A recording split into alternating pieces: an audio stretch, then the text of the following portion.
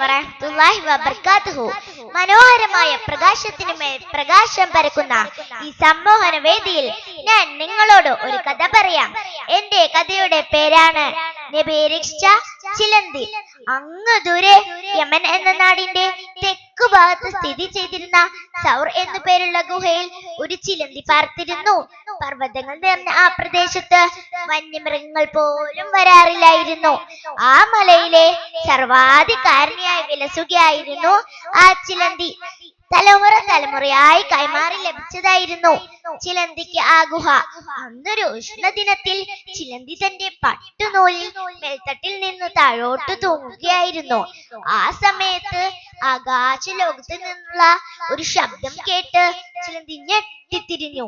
ഈ ഗുഹയിൽ അള്ളാഹുവിന്റെ ഏത് സൃഷ്ടിയാണ് താമസിക്കുന്നത്? ചിലന്തിക്ക് മനസ്സിലായി അത് മാലാഖമാരിൽപ്പെട്ട ഒരു മഹാത്മാവിന്റെ ശബ്ദമായിരുന്നു എന്ന്. മിമാവി ചിലന്തിയുടെ പേരക്കുട്ടി മോമോ ചിലന്തിയുടെ മകൾ മാമോ ചിലന്തിയാണ് ഞാൻ. ചിലന്തി മറുപടി പറഞ്ഞു. ഗുഹാമുഖത്തേക്ക് വരൂ, മാലാഖ ആജ്ഞാപിച്ചു. പട്ടുനൂലിലൂടെ ചിലന്തി പ്രത്യക്ഷപ്പെട്ടു. മാലാഖ പറഞ്ഞു, കുറച്ചു കഴിഞ്ഞാൽ ഈ ഗുഹയിൽ പാർക്കാൻ അള്ളാഹുവിന്റെ 2 മഹാത്മാക്കൾ വരും.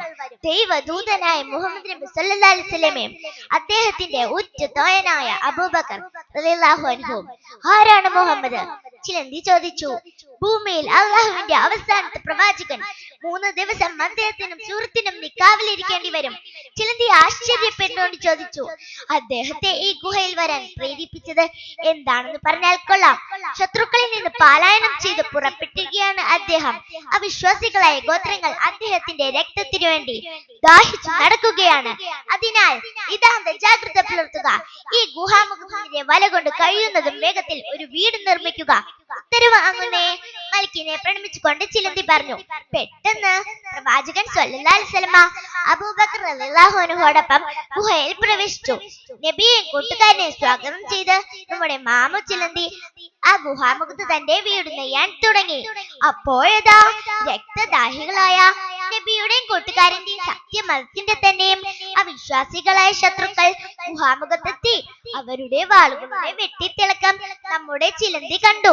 ശത്രുക്കളിൽ ഒരുവർ പറഞ്ഞു, ഇതിനകത്ത് ആരും ഉണ്ടെന്ന് തോന്നുന്നില്ല. കാരണം ആരെങ്കിലും പ്രവേശിച്ചിട്ടുണ്ടെങ്കിൽ പ്രവേശന കവാടത്തിൽ ചിലന്തി വല ഇങ്ങനെ അവശേഷിക്കുകയില്ല. ഇത് കേട്ടപ്പോൾ നമ്മുടെ ചിലന്തിക്ക് ചിരിയാണ് വന്നത്. അപ്പോൾ അടക്കിപ്പിടിച്ച സ്വരത്തിൽ അബൂബക്കർ റളിയല്ലാഹു അൻഹു മുഹമ്മദ് നബി സല്ലല്ലാഹു അലൈഹി വസല്ലമയോട് പറയുന്നത് ചിലന്തി കേട്ടു. ശത്രുക്കളിൽ ആരെങ്കിലും കാഴ്ചവെട്ടിലേക്ക് നോക്കിയാൽ നമ്മളെ കണ്ടത് തന്നെ. നമ്മുടെ നബി ആ സമയത്ത് തന്റെ കൂട്ടുകാരനെ ആശ്വസിപ്പിച്ചത് ലോകാവസാനം വരെയുള്ള പ്രതീക്ഷയറ്റ മനുഷ്യർക്ക് ഒരാശ്വാസവാക്യം, ഒരു മോട്ടിവേഷൻ തന്നെയായിരുന്നു. ലാ തഹ്സൻ ഇന്നല്ലാഹ മഅനാ. മൂന്നാമതായി അള്ളാഹു കൂട്ടിനുള്ള 2 പേരുടെ കാര്യത്തിൽ പരിഭ്രമത്തിന് എന്ത് പ്രസക്തി? ഗുഹയ്ക്ക് മുമ്പിലും പിമ്പിലുമെല്ലാം മലക്കുകൾ നിറഞ്ഞു നിന്നു. മാറാല മൂടിയ ഗുഹയ്ക്കകത്ത് ആരുമില്ലെന്ന് വിചാരിച്ച് ശത്രുക്കൾ പിന്തിരിഞ്ഞു പോയി. നബിയെയും കൂട്ടുകാരനെയും സംരക്ഷിക്കാൻ കഴിഞ്ഞതിൽ മാമു എന്ന 8കാലിക്കുട്ടൻ ഒരുപാട് സന്തോഷിച്ചു. എങ്ങനെയുണ്ട് കൂട്ടുകാരെ നമ്മുടെ കഥ? എന്നാൽ ഈ കഥാശയം വെറും ഒരു കഥയല്ല കേട്ടോ. ലോകാവസാനം വരെയുള്ള ഗുണപാഠമായി മനുഷ്യ സമൂഹത്തെ വേദഗ്രന്ഥമായ വിശുദ്ധ ഖുർആൻ നമ്മോട് പറഞ്ഞ കഥയാണ്.